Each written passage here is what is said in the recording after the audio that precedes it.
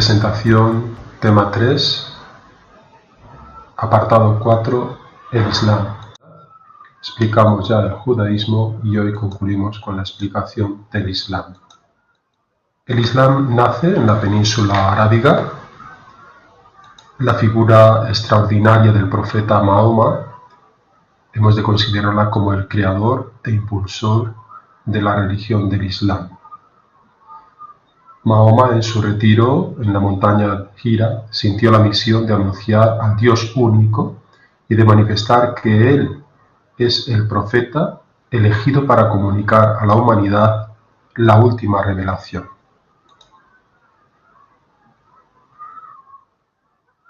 La figura extraordinaria de Mahoma, por lo tanto, condensa, cristaliza, funda lo que llamamos la religión del Islam.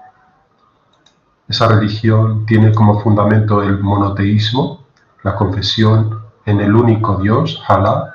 Creyentes, creed en Alá, en su profeta, en el libro que él envió, en las escrituras reveladas antes de su venida. Porque quien no cree en Alá, en sus ángeles, en sus escrituras, en sus mensajeros, ni en el día final, camina descarriado. Esta sura, Azora, del Corán número 4, con el Aleya, que es el versículo de nuestra tradición bíblica 135, resume todas las enseñanzas del Corán. El nombre de Alá, Alá es la primera palabra habitual para referirse a Dios en todas las lenguas semitas. Alá es la palabra, repito, habitual que define el concepto de Dios. Por ejemplo, Elohim en hebreo o Ilah en la lengua árabe tienen la misma raíz. La lengua árabe añade el artículo al sustantivo Ilah, pero la misma acepción de la palabra Elohim, Ilah, Alá refieren al único nombre, a Dios. Alá, por lo tanto, era el nombre con el que los árabes preislámicos se referían al Dios absoluto. Alá significa Dios, sin más. Antes de Mahoma, la Meca era ya un centro político, económico, social e incluso religioso. Las tribus árabes peregrinaban, se reunían allí durante un mes para adorar a todas sus divinidades colocadas en torno a esa piedra, a la Kaaba. La Kaaba es ese edificio en forma de cubo que contiene la piedra negra. La tradición atribuye a Abraham, al mismo padre, patriarca bíblico, su fundación. Ese es el lugar, la Meca, ese es el enclave y piedra, la Kaaba, que Mahoma, acepta en un principio para refundar lo que él va a crear. En realidad, más que una refundación, hablamos de una nueva creación, de una nueva religión, como vamos a ver a continuación. La figura, por lo tanto, de Mahoma es crucial para entender el proceso inicial del Islam. Mahoma va a pasar de profeta a estadista, y este es el cambio radical que va a dar la peculiar idiosincrasia hasta el día de hoy al fenómeno del Islam. Mahoma, con un grupo pequeño de seguidores, comienzan a criticar justamente todo lo preislámico, el politeísmo, que era fundamentalmente las creencias en los dioses que se vivían en la península arábiga. Ante esta crítica, ante las creencias politeístas, son perseguidos, y hacia el año 615 de nuestra era tiene lugar lo que llamamos la primera égira, la primera migración al reino cristiano de Etiopía. En el 622, Mahoma vuelve a huir con los suyos a la ciudad de Yatrib, lo que es y conocemos como Medina. En esta segunda fase ya, el Islam se va a transformar en un proyecto global político-social. No solo es un fenómeno religioso, sino que tiene una clara proyección político-social.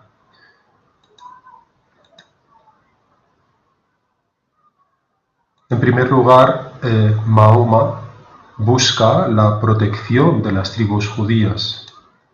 De hecho, en su concepción, la oración no está dirigida hacia la Meca, sino a Jerusalén.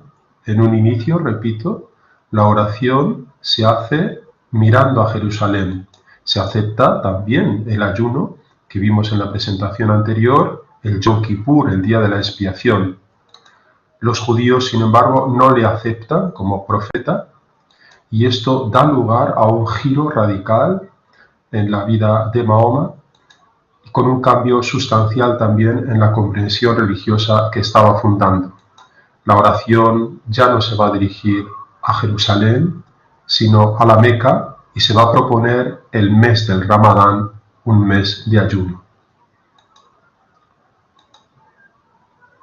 Esta es en el año 630, después de varias guerras, racias, Mahoma entra en la Meca. Es allí cuando hay la destrucción de todos los ídolos de la Kaaba que se ponían alrededor de la piedra. Podemos decir que toda la península arábiga se convierte al Islam. Mahoma muere en el año 632 y muere ya como su gobernante, como su profeta. El problema viene ahora en la sucesión de Mahoma. A la muerte de Mahoma va a tener lugar una serie de guerras civiles entre los distintos grupos y luchas por la sucesión. Tenéis el mapa donde aparece la expansión, en primer lugar, la expansión a la muerte del profeta, la siguiente expansión con los califas y los omeyas, que llegarán hasta la península ibérica posteriormente. Como os decía, a la muerte de Mahoma se genera el problema de la sucesión entre esos distintos grupos. Hay, se puede decir, una lucha por la sucesión.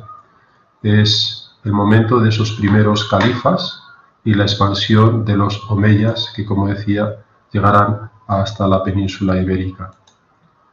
Tenemos fundamentalmente, incluso a día de hoy, a partir de esa escisión que se produce en el Islam, dos grupos fundamentales, sin los cuales, sin esta división, es imposible comprender el momento actual del fenómeno del Islam.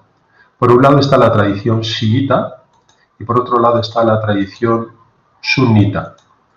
La tradición chiita son los omeyas que huyen a España, conocemos el nombre, por ejemplo, de Abderramán, la facción de los shialí o chiíes que descienden de Mahoma. Por lo tanto, esa fracción, los chiita, son los que proclaman su descendencia directa de Mahoma. Hoy están extendidos por Irán, Pakistán, Afganistán, la India, Turquía, Irak y Líbano. La tradición sunita, con diferentes interpretaciones de la práctica del Corán es la Sunna, y de ahí el nombre de sunitas. Tenemos sobre todo el núcleo más fuerte, más riguroso en la actualidad, que es el Islam Wahhabí, son los sunitas, repito, más rigurosas, y se localizan fundamentalmente en la Arabia Saudí. Al-Qaeda y los grupos más radicales proceden de esta facción. En cuanto a la teología del Islam, podemos apreciarla en 5 creencias fundamentales. Se apoya el Islam en estas 5 creencias. La primera, fundamental, la fe en el único Dios, Alá.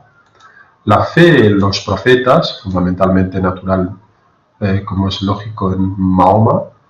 La fe en el Corán. El Corán es el libro sagrado del Islam. La fe en los ángeles, la intervención es de Alá. Y la fe en la vida eterna, en el paraíso eterno. Por lo tanto, el núcleo de fe fundamental es el monoteísmo radical. No hay más divinidad que Dios. Y Muhammad, Mahoma, es el mensajero de Dios. Podemos decir que ese núcleo fundamental de fe es lo que vamos a llamar la Shahada, es la profesión de fe islámica. Esa Shahada, esa profesión de fe, es lo que alberga la fe fundamental del creyente islámico, el Tawhid. Dios es uno y único. Veámoslo con atención. La distinción básica es el Tawhid. El Tawhid es la fe en Dios uno y único. Esa fe, ese Tawhid, se condensa, cristaliza en una profesión de fe. Esa profesión de fe es la Shahada, donde se indica, enunciándola, no hay más Dios que Alá y Mahoma es su profeta.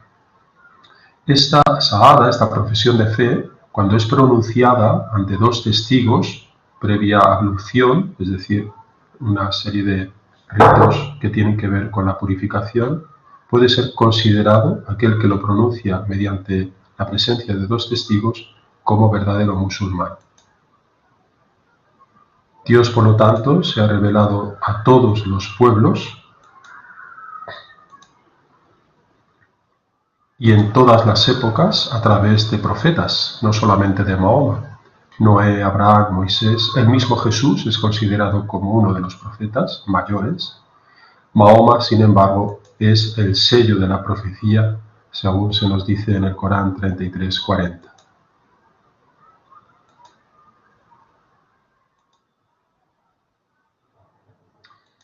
Introducimos ya la explicación sobre el libro sagrado, sobre el Corán.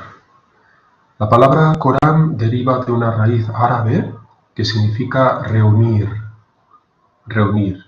Igual que la Biblia significa libros, la palabra Corán significa reunir, que se reúne el mensaje de Alá.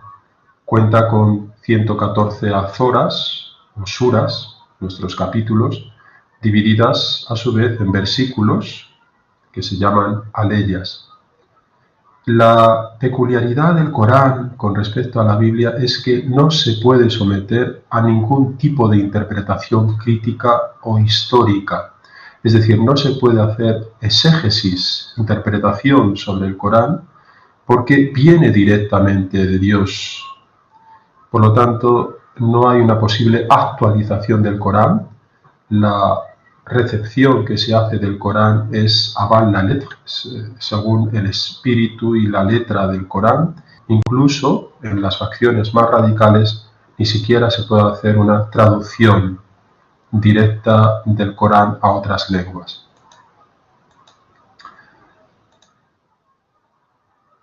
En el último día cada uno volverá a comparecer ante Dios para ser juzgado según sus acciones, anotadas por los ángeles en vida, y recibirá su recompensa, el paraíso o el infierno. Ahí tenéis una de las aleyas o suras más importantes del Corán, donde se presenta la promesa de Dios, el juicio final y la recompensa en el paraíso o el infierno. Los 5 pilares del Islam, lo que llamamos el ibadar, son, en primer lugar, esa profesión de fe que hemos visto. La profesión de fe es la expresión oral de la fe del Tawhid. Alá es único. Y la profesión de fe, Mahoma es su profeta. Ese es el primer pilar, por lo tanto, esa profesión de fe. Segundo de los pilares del Islam es la oración. La oración se hace 5 veces al día, en especial el viernes, es el día santo de la oración para el Islam. Tras el toque del muecín o el almuédano y las abluciones con aguas, siguen las invocaciones, Allahu Akbar, la recitación de la Fatiha y las reverencias, Rakat. Por lo tanto, esta es una liturgia muy bien condensada, muy bien expresada, donde aparecen todos esos tipos de acciones. El tercer pilar es la limosna. Hoy en día este pilar del Islam, zakat, se ha convertido en los tributos que se pagan. El cuarto pilar es el ayuno en el mes noveno islámico llamado Ramadán, que concluye con la fiesta del Eid al-Fitr.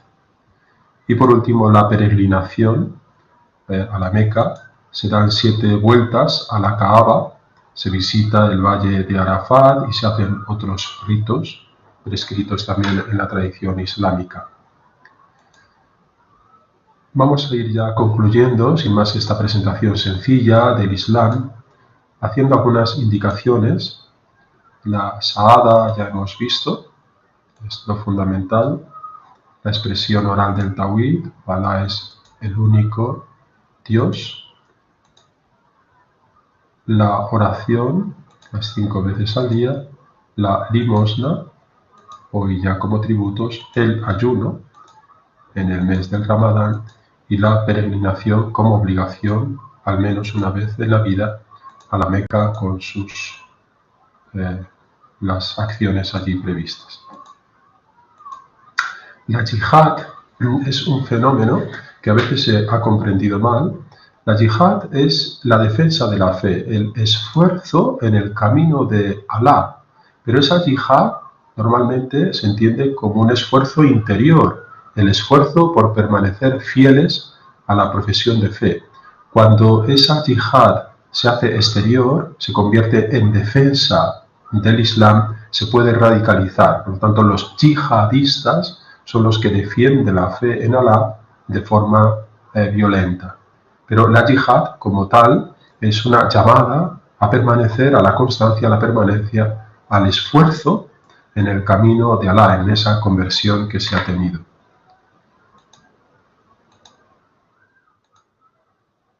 La Fatiha es sura madre del Corán, con la que se abre el Corán, es la fundamental,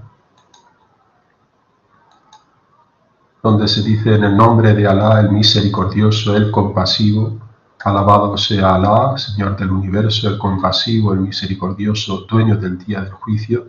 A ti solo servimos, a ti solo imploramos ayuda. Dirígenos por la vía recta, la vía de los que tú has agraciado, no de los que han incurrido en la ira, ni de los extraviados. Amén.